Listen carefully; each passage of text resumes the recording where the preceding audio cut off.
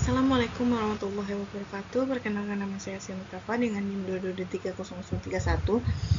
Baiklah, di sini saya akan menjelaskan artikel yang berjudul tentang Stakeholder Orientation and Accounting Conservatism, Evidence from State Level Constituency Status, atau orientasi pemangku kepentingan dan konservatisme akuntansi, bukti dari undang-undang konstituensi tingkat negara bagian, dengan tema accounting konservatisme. Baiklah, pertama kita masuk ke dalam pembahasan teori. Terdapat beberapa pembahasan teorinya, yaitu satu, teori pemangku kepentingan menyatakan bahwa perusahaan tidak hanya bertanggung jawab kepada pemegang saham, tetapi juga kepada berbagai kelompok pemangku kepentingan seperti karyawan, konsumen, masyarakat, dan pemerintah. Dua, konservatisme akuntansi. Konservatisme dalam akuntansi merujuk pada kecenderungan akuntansi untuk mengakui kerugian lebih cepat dibandingkan keuntungan.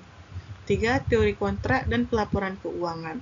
Dalam teori ini, konservatisme dipandang sebagai mekanisme untuk mengurangi kontrak dan asimetri informasi antara manajemen dan pihak luar. Selanjutnya terdapat kasus yang dibahas, yaitu penelitian ini membahas pengaruh legislasi tingkat negara bagian di Amerika Serikat yang mencerminkan orientasi terhadap pemangku kepentingan terhadap tingkat konservatisme akuntansi perusahaan yang berbasis di negara bagian tersebut. Sebagai contoh, beberapa negara bagian mengesahkan undang-undang yang lebih pro karyawan atau pro lingkungan yang menunjukkan bahwa negara bagian tersebut memiliki perhatian lebih terhadap kepentingan kolektif dibandingkan semata-mata kepentingan pemegang saham. Baik, selanjutnya yaitu objek penelitian atau sampel penelitian. Terdapat beberapa hal, yaitu satu, unit analisis atau perusahaan publik di Amerika Serikat tersebut.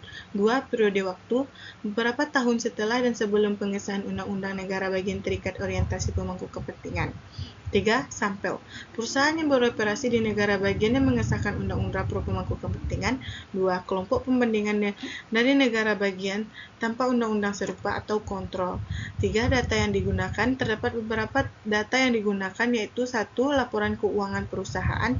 2. Lokasi markas besar perusahaan. 3. Data legislasi negara bagian. 4. Variabel kontrol seperti ukuran perusahaan. Selanjutnya yaitu teknik analisis data.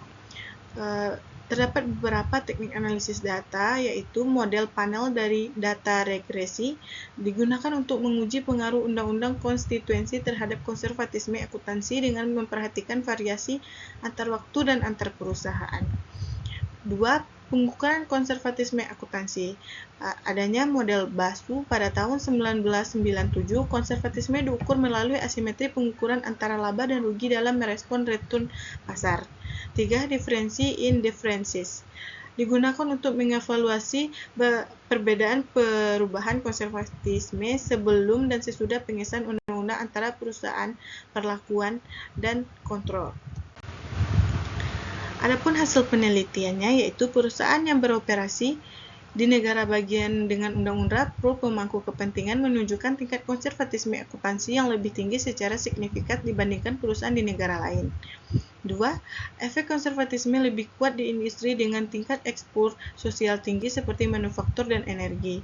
3. Temuan ini konsisten dengan pandangan bahwa perusahaan menyesuaikan praktik pelaporan keuangan untuk mencerminkan ekspektasi sosial dan tekanan dari pemangku kepentingan lokal. 4. Hasil tetap robust setelah pengujian dengan variabel kontrol dan uji sensitivitas lainnya. Terakhir, penelitian ini memberikan bukti empiris bahwa lingkungan institusional dan politik lokal mempengaruhi praktik akuntansi perusahaan tersebut. Baiklah, mungkin hanya sekian dari hasil materi saya, yaitu tentang accounting konservatisme. Jika ada kesalahan kata atau pengucapan kata, saya mohon maaf. Assalamualaikum warahmatullahi wabarakatuh.